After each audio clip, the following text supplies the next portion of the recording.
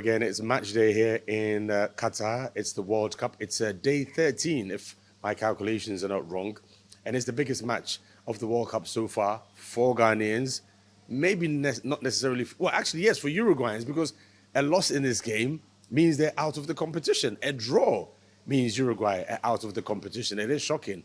And millions of Africans also have interest, especially South Africans. You can see on social media how they're pushing the agenda for the Black Stars of Ghana. But Ghana must be careful of the revenge agenda because Uruguay can be a very tricky team. In all of this, we'll talk about Qatar itself. They've really impressed. And if you ask anybody, they'll tell you that they've been pleasantly surprised by what they've seen so far. Now, just before we came on air, I just bumped into one of my former colleagues, not just a colleague, the man who taught me the ropes around the BBC for many years.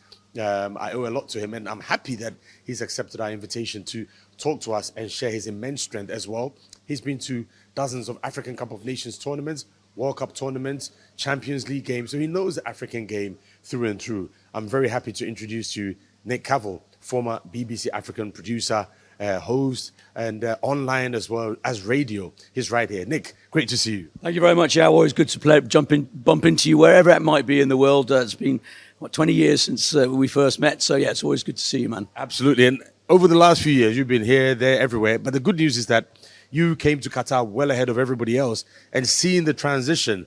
How do you feel? I mean, how big a job have they done? It's been great. I mean, I arrived 4 months ago, and I must admit, when I first arrived, I did maybe have some doubts about whether they would be able to cope with the sheer number of people in such a small area. And I think they've done absolutely brilliantly well. I've been so impressed of getting in and out of all of the stadiums, whether it's by metro, whether it's by car. Doesn't matter how far away the stadiums are. I've been pleasantly surprised. I went last night to Germany, Costa Rica. I drove to Germany, Costa Rica, and then I was back home in my bed about 1 hour after the match had finished. So it's been brilliant. The metro has been brilliantly organised. So yeah, they've done exceptionally well, and they've laid on a lot of great entertainment as well. I went down to the fan park the other day, and I didn't even know. I was pleasantly surprised. I saw Pato Rankin do a 30-minute set there, so that was great. So they've done so well with the entertainment and the organisation. So yeah, I think, and the football on the pitch has been great as well. So from that point of view, they've done very, very well.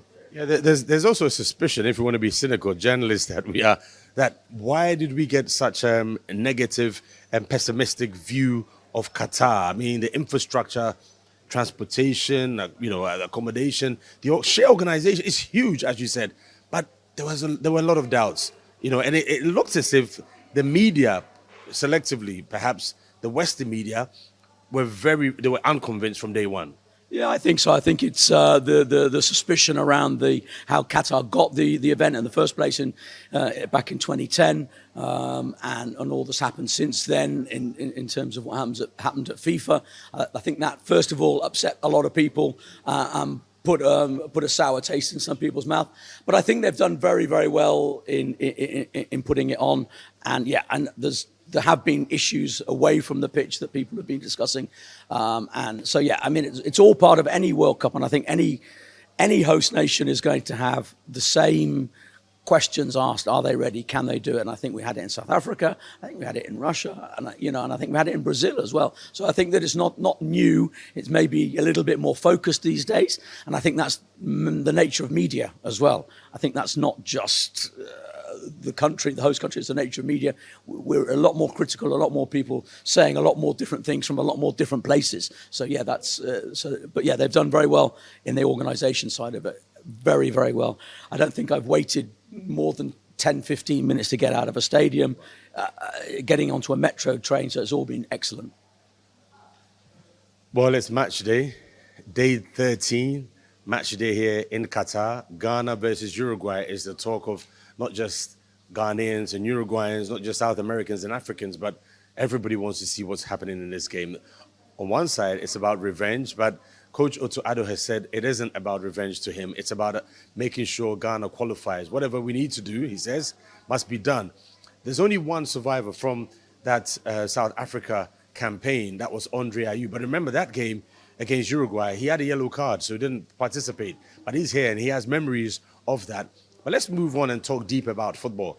Apart from Ghana, there's Cameroon here, Tunisia, Morocco as well, and Senegal in the competition. So far, the Moroccans and the Senegalese have booked their tickets to the round of 16. A lot depends on Ghana and, Tunisia are out of the competition, even though they beat the defending champions, France. Ghana and Cameroon have a chance, or do they? Yeah, I think Ghana have got a great chance. They've got that win under their belt, a confident boosting win against the South Koreans. I think they will look at the Portugal game and think they were unlucky. There was the penalty, which everybody debates. Secondly, there was that moment in the last minute when I think it was Inaki Williams, came from behind the keeper and slipped over at the last minute. So they've got confidence. But I go back to what Otto Addo just said, is that this cannot be about revenge. You cannot go in there wanting that revenge. What you've got to do is go in there and play your game, concentrate on the game, and do what you have to do. Don't let the emotion get the better of you. If the emotion gets the better of you, yellow cards come in, red cards come in, and then you lose your game plan. So I think that's very important. And as you say, let's not forget Uruguay. They must win. They've got a very good team. They've got some great players there. I mean, especially up front when you've got Luis Suarez, we know what he can do. Darwin Núñez has been lighting up the Premier League this season. So they've got to be very, very careful about those guys. Cameroon are going to find it very, very difficult. Against Brazil needing a win. Even if Brazil rotate, they're still phenomenal. Yeah, exactly. And I think they're going to find it very, very difficult. And I think that might be Cameroon's hope, is if Brazil do rotate a little bit. So, yeah. But let's not forget, I mean, I think that the positive thing is that in Russia, we didn't have any teams go through to the second round from Africa. 5 teams there, none in the last 16. Again, what we're hoping for here is a third one, which would be the first time ever that we've had 3 African teams into the second phase of the World Cup. So overall, I think it's been a promising World Cup for Africa. I think they've shown that they're probably stronger and better organised this time than in previous World Cups. There's this chap by name Kudus Mohammed, who's making headlines. He's got a couple of goals for himself, a couple of good performances so far. Are you surprised? Did you have him on your list of African players to watch out for? Such a young player playing for Ajax. He's brought his club form to the World Cup. Your thoughts on Kudus Mohammed? Yeah, no, he's an excellent player. I mean, I think when he moved to Ajax, was it two seasons ago that everybody was talking about him and everybody wanted him. And I think for him, actually, Ajax is an excellent place for him to go because Ajax are very good at bringing through young players. They always have been for the last 40 years, 50 years. And so that was a good choice from him. Secondly, at Ajax, he's more likely to get first-team football on a more regular basis than if he went to a much bigger club. I know that teams all over Europe wanted him, but if you end up going, we've seen it so many times when young players go to a club. I mean, somebody like Mohamed Salah, at Chelsea, he went to Chelsea, didn't get any players, and now eventually he made his way through after Roma. But so I think from Kudus, it was a great thing. But for him, I think the main thing is to bring that, as you say, that club form through to an international level. And he's worked his way up very well in that he plays for Ajax in the Dutch league, not the strongest league in the world, you would say, in comparison to others. Then he goes to Champions League and performs at Champions League, which is the next step up anywhere in the world. And he's done very well in that this season. And then now on to the World Cup. So it's excellent to see him coming through and going through that progression. And I think that he's done exceptionally well here at the World Cup. He's put himself further on the map. And it's just a matter of trying to maintain that he keeps playing first-team football somewhere rather than maybe taking a big move somewhere and losing out on that. We're here with Nick Cavell, former BBC African football correspondent, as well as online editor and radio, amongst others. He's covered a number of tournaments in Africa, on the African continent, African Cup of Nations, World Cup tournaments, and he's in Qatar, was here several months before the tournament kicked off. So he has a deeper knowledge of what's happening here than many of us. And it will be interesting to find your thoughts also on the Ghana situation, the brand. I know BBC did a lot of work on the crisis in African football, where suddenly a number of key players were taken out of position at CAF, in their domestic, national federations. Kwesi Nyantakyi being one of them. He was touted to be the next potential CAF president, and also even FIFA did so great. After that, Ghana is bouncing back, and this World Cup is providing a platform, perhaps for that. What is your take? What have you seen from a distance that you think that Ghana is perhaps taking the right directions with the new president, Kurt Okreku, and his administration? I think, in the build-up, I saw a lot of talk about budgets. I talk how much money was being spent. I saw money, where the money was going, how it was going to be spent. It was all broken down. I saw the players signing some memorandums of understanding about how their performance works and what there is expected of them.